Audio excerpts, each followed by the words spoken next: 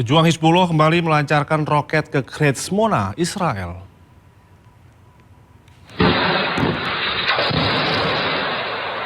Roket Hizbullah berhasil menembus pertahanan udara atau Iron Dome milik Israel. Ledakan dasar terjadi di wilayah Kiryat Shmona pada malam hari. Serangan ini terus dilakukan oleh Hizbullah terhadap Zionis Israel di tengah gencatan senjata.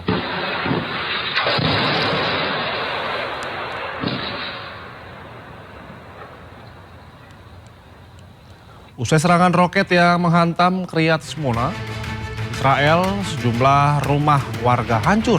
Puing-puing bangunan berserakan akibat serangan roket milik pejuang Hizbullah.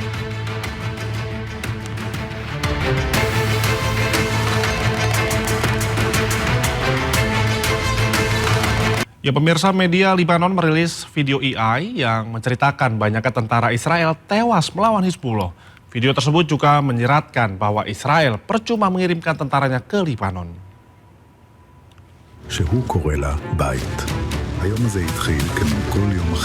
Media Lebanon merilis video berteknologi AI atau kecerdasan buatan yang menceritakan terkait tentara Israel di Lebanon.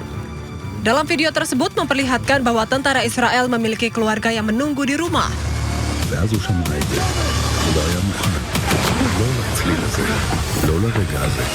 Namun kenyataannya banyak dari mereka yang tidak bisa kembali pulang ke rumah karena terkena serangan balasan dari pejuang Hizbullah. Video tersebut menarasikan bahwa tentara Israel akan menjadi percuma jika dikirim untuk menyerang warga Lebanon.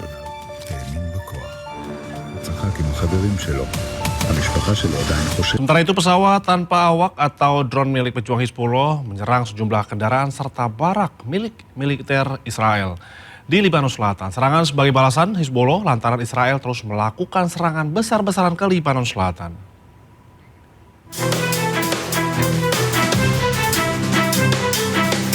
Pesawat tanpa awak atau drone milik pejuang Hizbullah kembali menargetkan kendaraan militer Zionis Israel. Kali ini, drone Hizbullah menargetkan kendaraan komando Humvee di lokasi Manara di perbatasan Lebanon. Akibat serangan itu, kendaraan Israel meledak dan hancur.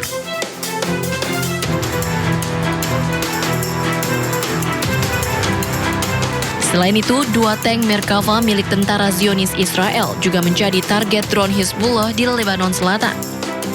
Pada pantauan drone milik Hizbullah, tank Merkava milik Israel meledak dan hancur usai mendapat serangan.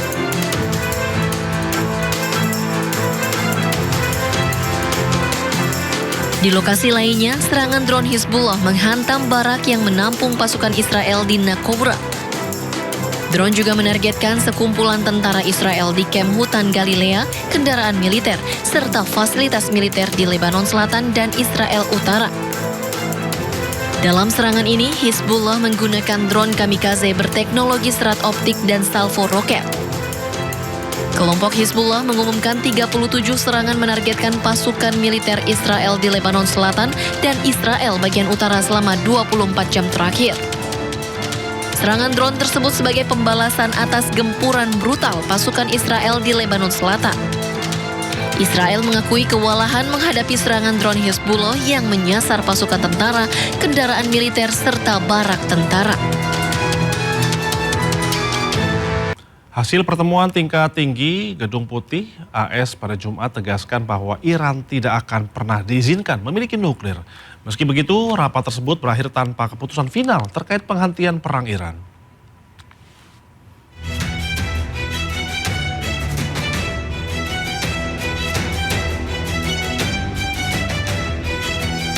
Memasuki 3 bulan perang Iran, Presiden AS Donald Trump mengadakan pertemuan tingkat tinggi di Gedung Putih, Washington DC pada Jumat.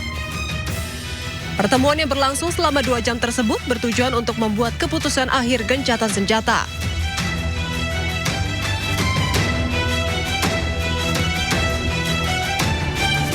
Dilansir dari media Al Arabiya, hasil rapat tersebut yakni AS hanya akan menyetujui kesepakatan yang menguntungkan negaranya dan memenuhi garis merah atau batas yang tidak bisa ditawar. Selain itu, Gedung Putih juga menegaskan bahwa Iran tidak akan pernah diizinkan memiliki senjata nuklir.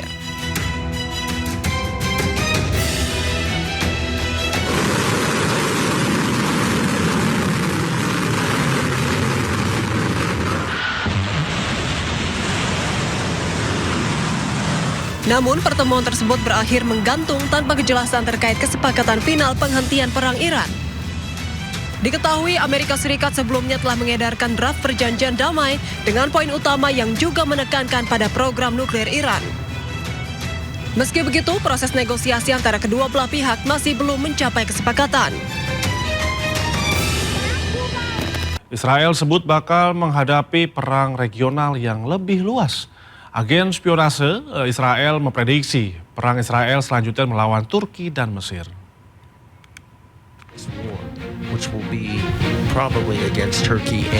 Agen mata-mata Israel Amerika Serikat Jonathan Pollard mengisyaratkan Israel mungkin akan menyerang Mesir dan Turki dalam waktu dekat. Berbicara dalam sebuah podcast untuk Arus Shifa, Pollard menyatakan Israel perlu bersiap untuk perang lebih lanjut di Timur Tengah setelah Iran. Jika prediksinya tepat, Israel akan cukup kesulitan berperang melawan Turki. Pollard memperingatkan Israel tidak membiarkan pemerintah transisi yang didukung Turki di Suriah merebut kembali kendali atas wilayah selatan yang diduduki pasukan Israel. Menurutnya hal itu akan menempatkan pasukan Turki di garis perbatasan Israel. Pollard menghabiskan 30 tahun di penjara karena menjual rahasia Amerika Serikat kepada Israel pada tahun 1984 dan meninggalkan Amerika Serikat menuju Israel setelah dibebaskan pada tahun 2015. Sejak pindah ke Israel dan memperoleh kewarganegaraan, Pollard telah menjadi pendukung dan teman Menteri Keamanan Nasional Itamar Ben-Gvir dan telah mendukung seruan untuk pembersihan etnis di Palestina yang diduduki. Ya pemirsa, roket Blue Origin meledak saat menjalani uji mesin di Florida, Amerika Serikat. Insiden terjadi saat pengujian mesin roket dalam kondisi menyala saat masih tertambat di darat.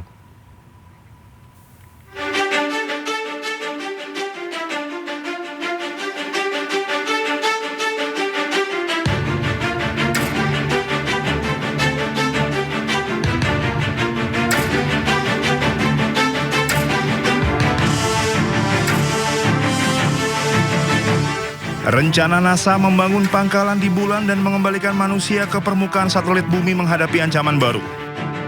Roket New Glenn milik perusahaan antariksa Blue Origin meledak saat menjalani uji mesin di landasan peluncur Cape Canaveral, Florida, Amerika Serikat, Kamis malam waktu setempat.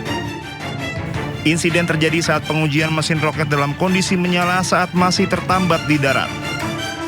Pendiri Blue Origin, Jeff Bezos, mengatakan tidak ada korban. Semua personil berhasil dievakuasi dan dipastikan selamat. Bezos menyatakan penyebab ledakan masih belum diketahui.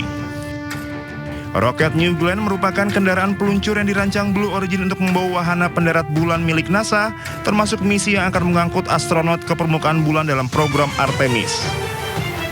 NASA sebelumnya mengumumkan Blue Origin memenangkan kontrak meluncurkan misi pertama dari 3 misi yang direncanakan tahun ini guna memulai pembangunan pangkalan bulan senilai $20 miliar Amerika Serikat.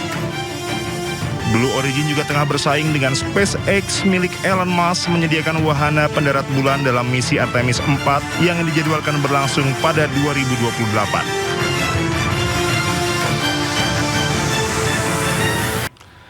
Ya pemirsa, lantunan ayat suci Al-Quran menggema di acara wisuda Universitas Harvard, Amerika Serikat.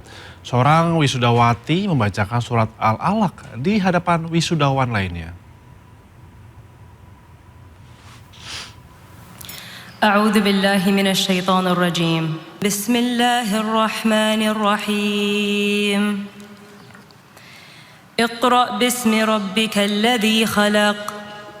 خلق الإنسان من علق اقرأ وربك الأكرم الذي علم بالقلم علم الإنسان ما لم يعلم.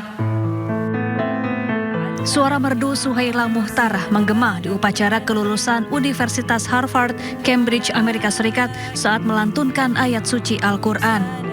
Wisudawati ini membacakan surat dalam Al-Quran yang pertama kali diturunkan kepada Nabi Muhammad, Al-Alaq. Ayat pertama, Iqra, yang bermakna bacalah, terasa relevan di tengah momen kelulusan di salah satu kampus terbaik dunia. Upacara kelulusan di Harvard kini telah berkembang menjadi kegiatan multikultural dan multireligius.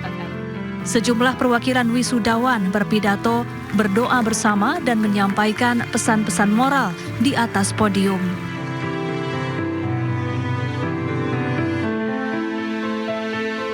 Meski dilarang secara internasional, teroris Israel terus menggunakan bom fosfor putih.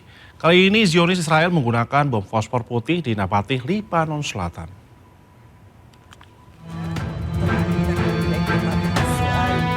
Israel menjatuhkan bom fosfor putih di daerah sipil di desa Arnon, Nabatih, Lebanon Selatan. Bom fosfor putih adalah amunisi yang dilarang secara internasional, namun teroris Israel menggunakannya terhadap warga sipil.